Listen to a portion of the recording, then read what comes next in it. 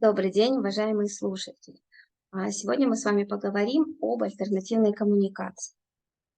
Итак, что же такое альтернативная коммуникация? Альтернативная коммуникация – это область знаний, которая включает в себя самые различные средства общения, специальные методики, специальные системы коммуникации, которые разрабатываются для людей, у которых по каким-то причинам отсутствует речь. Это все способы, которыми человек может передать или получить какую-либо информацию без использования устной и письменной речи. Альтернативной называют все виды неголосового общения, однако она может использоваться также как дополнение к голосовому общению. Особенно альтернативная коммуникация актуальна в случае отсутствия устной речи, то есть когда у ребенка, ученика или взрослого нет возможности выразить свои просьбы и желания посредством речи. Другими словами, альтернативная коммуникация означает, что человек общается лицом к лицу с собеседником без использования речи.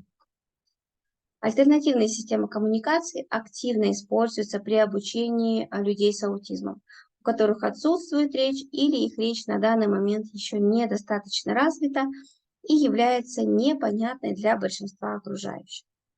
В первую очередь, функция любой альтернативной коммуникации – это, конечно же, улучшение качества жизни человека, улучшение качества жизни наших учеников, и маленьких, и больших, а также улучшение качества жизни их семей. Ребята с расстройством аутистического спектра часто страдают из-за дефицитов коммуникативных навыков. Также нарушение навыков коммуникации является, как мы знаем, одним из критериев аутизма. У детей, не имеющих возможность выражать просьбы вербально, может развиваться нежелательное поведение, агрессия и самоагрессия. И я бы даже добавила, что не просто может развиваться, а чаще всего развиваются, так как просто не остается другого вида коммуникации, да, у них они не владеют никаким видом социально приемлемой коммуникации, поэтому остается вот только коммуникация посредством нежелательного поведения очень часто. И чтобы помочь таким ребятам научиться выражать свои просьбы социально приемлемым способом, мы можем использовать различные способы общения, не требующие речи. И в данной презентации мы с вами поговорим о двух наиболее часто используемых системах альтернативной коммуникации. Это система коммуникации посредством карточек, обмена карточками PECS и также система жестов. Система коммуникации PECS – это система обмена изображениями, методика альтернативной коммуникации для детей и взрослых, цель которой – научить инициировать общение. И система жестов – это система коммуникации, которая основывается на присвоении каждому слову, предмету, действию или описанию определенного жеста. Система коммуникации PECS – это прежде всего научно доказанная методика, используемая для быстрого обучения навыкам общения людей с функциональными нарушениями речи, то есть невербальными, не говорящими по тем или иным причинам. Протокол PECS используется сотнями тысяч профессионалов во всем мире. Первую версию программы разработал доктор прикладного анализа поведения Энди Бонди совместно с логопедом Лори Фрост еще в конце 80-х годов. И также хочу добавить, что есть книга, которая является руководством для педагогов, а также родителям по введению и обучению системе альтернативной коммуникации. В ней очень много инструментов, которые могут помочь не только специалистам, но и родителям. PECS успешно применяется для обучения просьбам как полностью невербальных, не говорящих детей, так и детей, которые произносят отдельные слова, но которые не умеют имитировать чужую речь, то есть у которых на данном этапе развития по каким-то причинам еще не развиты навыки вокальной имитации. Они не умеют повторять за взрослыми фразы, слова, предложения и так далее. Такие дети могут быстро научиться функциональной коммуникации с помощью PECS.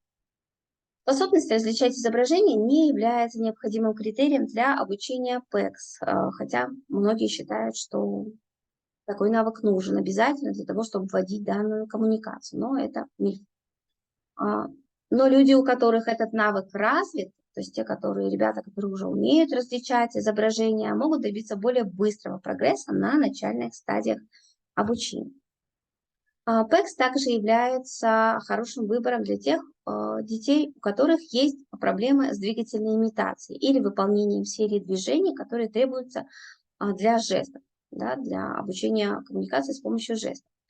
Либо тех детей, которые негативно реагируют на подсказки методом рука в руке, то есть избегают физического контакта. И в рамках этой системы можно использовать фотографии, рисунки или небольшие предметы. Всего этапов обучения 6. И первый этап представляет собой простой обмен карточки на предмет без выбора карточки. На этом этапе ребенок учится, как общаться.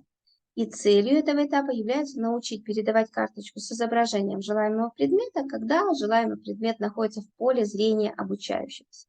И ученик должен просто заметить карточку и передать ее педагогу, передать ее взрослому. На втором этапе идет обучение настойчивости в коммуникации. Очень важный этап, очень важный навык. На этом этапе ученика обучают подходить и давать карточку тому человеку, которого он хочет что-то попросить. А здесь еще и добавляется расстояние, да, расстояние и настойчивость.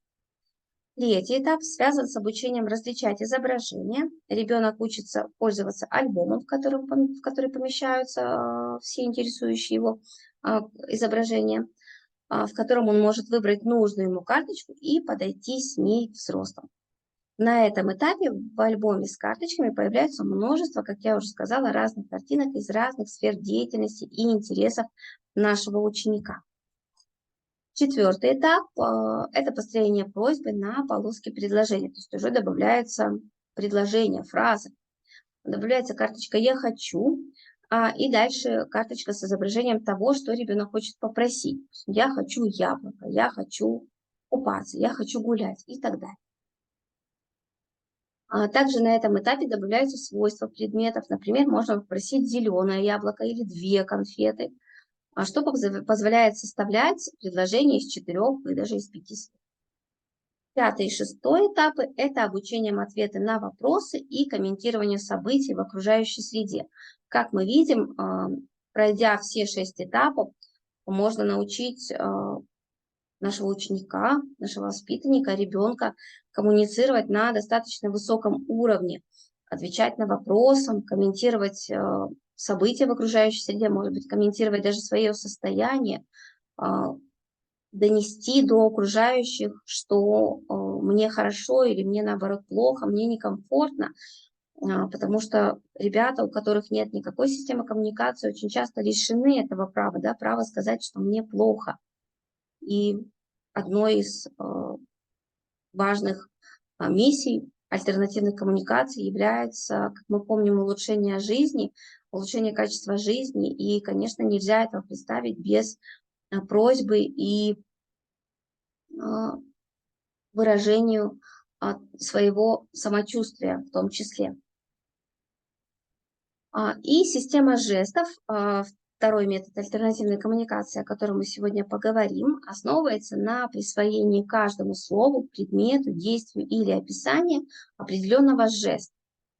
Жесты являются хорошим вариантом для тех детей, которые плохо реагируют на зрительные стимулы, то есть на картинки, на предметы. Также жесты подходят детям, у которых очень хорошо развиты навыки двигательной имитации, но это не обязательно. Жесты также могут быть оптимальным выбором для тех семей, у которых возникают сложности с созданием, организацией и перемещением карточек PECS в различных ситуациях. То есть для жестов требуются только руки, руки всегда с собой, тем самым техническая сторона коммуникации становится в разы доступней. Изучение программы жестового языка лучше начать с жестов, означающих основные потребности ученика, например, кушать, пить, пользоваться туалетом. В этом случае ученик, человек будет мотивирован использовать жесты, чтобы выразить свои желания. Форму жеста для конкретного предмета или действия можно выбрать понятную для ребенка, то есть ее можно упростить в зависимости от имеющихся возможностей в моторном репертуаре, да? И можно подобрать, например, похожую по форму на нужный предмет. Коммуникация жестами можно обучать как отдельно, так и одновременно с обучением PECS. То есть их вполне можно совмещать. чтобы обеспечить доступ ребенка к коммуникации в любой обстановке, при наличии коммуникативной книги, при ее отсутствии. И вот на примере картинки мы видим верхняя картинка жест яблока, который означает просьбу яблока. Как мы видим, что по форме это очень-очень напоминает само яблоко. 3 причины для обучения ребенка с аутизмом языку жестов. Первое. Язык жестов очень часто переходит в устную речь. Жесты с большей вероятностью могут стать переходным этапом для ребенка, у которого совсем нет устной речи. И это главная причина, по которой язык жестов отлично подходит маленьким детям с аутизмом без устной речи. Существующие научные исследования доказали, подчеркну, доказали, что если сопровождать жест устным словом, то это значительно улучшит устную речь ребенка. Вторая причина. Обучение жестом помогает детям терпимее относиться к физическим подсказкам. И если очень рано начать обучение ребенку хотя бы 3-5 жестам для общения, то это помогает ребятам лучше реагировать на физические подсказки, что в дальнейшем предотвращает в том числе и проблемное поведение и улучшает коммуникацию. Язык жестов помогает ребенку учиться имитации. Одним из главных мифов о языке жестов при аутизме сводится к тому, что ребенок должен уметь имитировать движения. Мы уже выше сказали, это миф.